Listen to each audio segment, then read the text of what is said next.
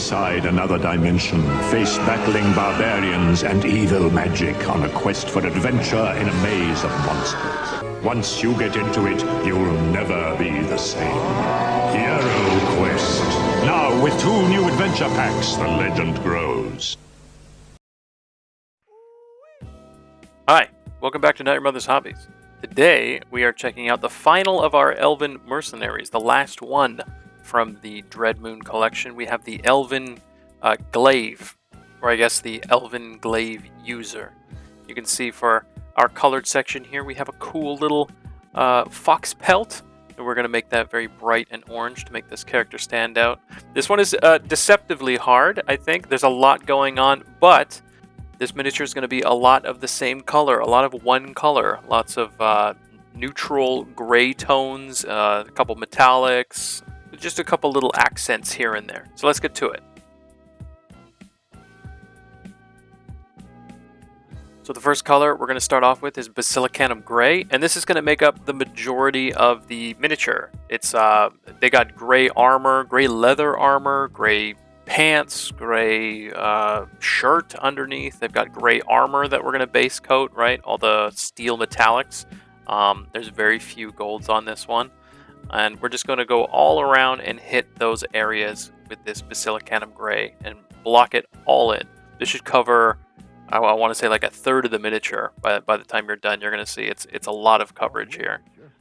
So for the gloves, keep in mind that those are fingerless gloves, so try to see where the line is there. Although the mold lines on this guy, or I think this girl, is a little distracting in some areas. But yeah, don't forget about the staff on this pole arm, as well as the blade of the weapon. Go around there. They got the mask, the forearm bracers, and other parts of the armor.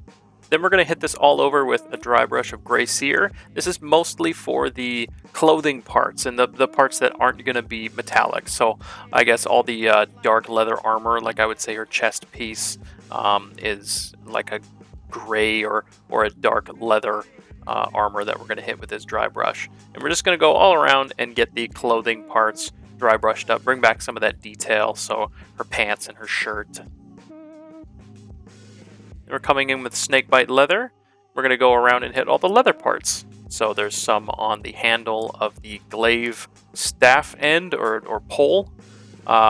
She's got these boots that wrap around. They're like strange half boots. I chose to do just the whole thing this color and not worry about the front panel or how it wraps around in the front. I think it looks better that way. And then, of course, she's got a lot of belts and a few bags and stuff around her. Then we have a few black details we're going to do. We're going to break up that boot silhouette with some black leather. And she has this cloak that she's got going on here. And we're going to do that in black as well. This is going to break up her final silhouette really well and be a really cool contrast to all the other colors and details we got going on, just slicing right through her, this cool detail. You'll see how it looks in the end. Then we have Agrax Earthshade here for a little bit of brown on the fur trim on those booties, top and bottom.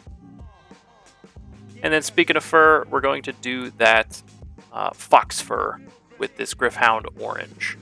It's going to immediately be super bright on this miniature since everything so far has been really, really dark. So just go around, take your time, identify and decipher what's hair on their head and what is fox fur wrapped around their collar.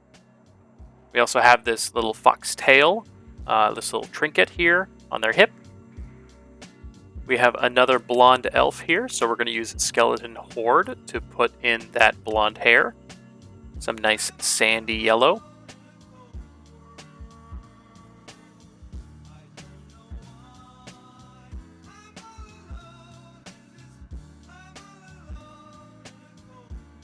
Lastly, we have Guilliman Flesh, and this is going to be used for the little pieces of flesh that we see, her fingers coming out of those gloves, as well as the one piece of gold trim that we left untouched on the halberd. There is going to be more gold on this mini, but I figured with all that thin trim, it would be better to tackle it later.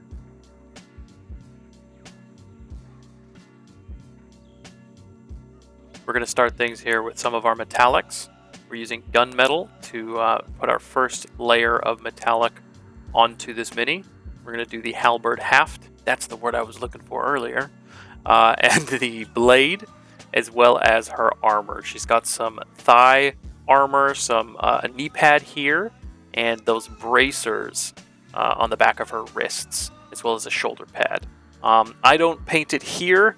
I do it at the very end off camera, but I totally forget to do the buckles on the boots and on some of the belts. I get that big one, but forget a lot of the smaller ones. So try not to forget those yourself, but hey, you can always come back later. Non-oil gloss, or any kind of black wash, black shade with a gloss coat on top, and that's going to help to blend and accentuate and really shine up your metallics even when we paint on top. It's going to deepen those recesses, keep them shiny, add that kind of detail. So if you got the gloss, use it. Otherwise, we use a dark tone and then a gloss on top. Retributor armor, and this is where we're going to come and pick out all of those edge details. There's lots of trim going around here, and we're going to use our faithful gold and paint it in there. So just take your time with those thin ones, like on the back of the hand, the bracer armor. There's very thin ones there. Just take your time, go all around, and you'll get it in no time. Use a thinner brush than me, and that'll definitely help. We have another discontinued Citadel gloss, but if you don't have that one, just do a flesh tone and then a gloss coat on top. Or hey, mix them together into one little slurry and put that up there to help fill in your recesses and keep that shine. Then we got the skin here. We are filling in any tide marks as well as picking out mid-tone detail with Arcadian flesh tone. This is another pale-skinned elf, and so we're going to use our pale skin formula, starting with that Arcadian flesh tone.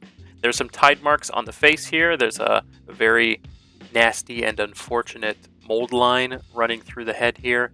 But hey, we can paint over it. No one will notice on the tabletop. Kislev flesh. We're using this for our first highlight here, coming around. And as you see, we paint over that mold line. You're not gonna see it. It's getting less and less noticeable. It starts really ugly, but hey, you don't have to clean them up. And as you've seen, I rarely do.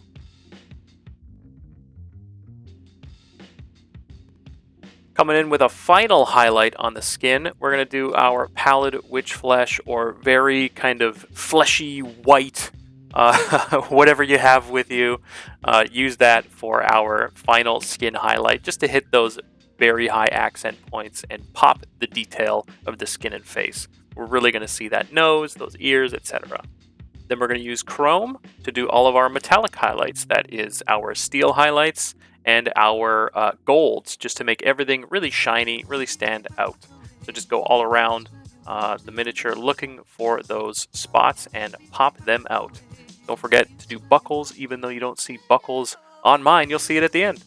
Wraithbone here, we're going to use this for our cool anime highlight, or I guess it's a realistic highlight. I always call it an anime highlight. I think that's easier to understand.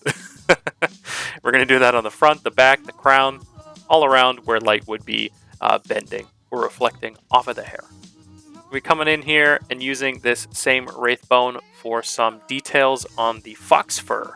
We're going to do the snout or the muzzle of that fox fur, as well as do some quick kind of pseudo dry brushing to pick out some details, and then coming back and doing some spot highlighting, not on every single piece of fur, but some of the ones that we picked out, ones that you might think are points of interest. We're going to go around some of the ears and other little points of interest that you can find. Don't forget as well, we're going to do the tail on her hip, just going halfway up. You can see here what that looks like before we hit it with that bold titanium white and add some more bright white details.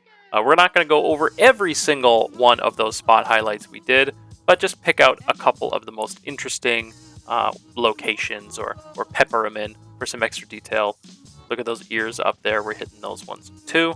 We're also going to use this white for our final highlight on the anime style hair. Just coming in and adding some thin lines, some jagged lines, picking out those strands. We're going to use this white as well for that fur trim on the booties, the top and the bottom, just popping in some little points of interest, hitting the little furry spots, and adding in some texture.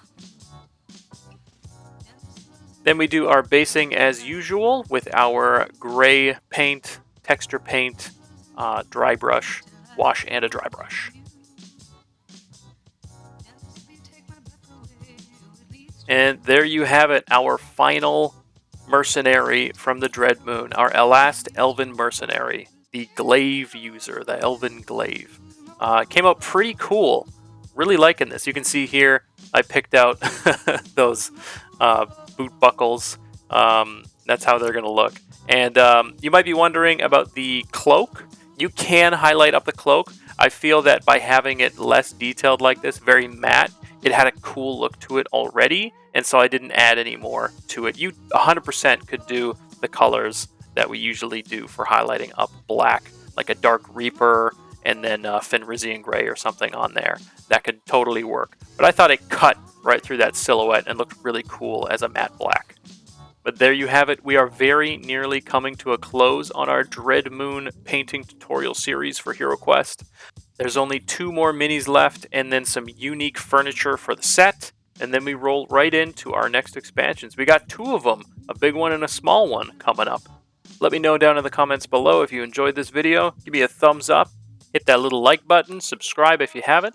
We have a Patreon now if you want to take part in additional support. Perks include behind-the-scenes posts, supporter credits, as well as a Discord channel, so check it out if you're interested. Otherwise, I'll see you in the next one. Bye-bye!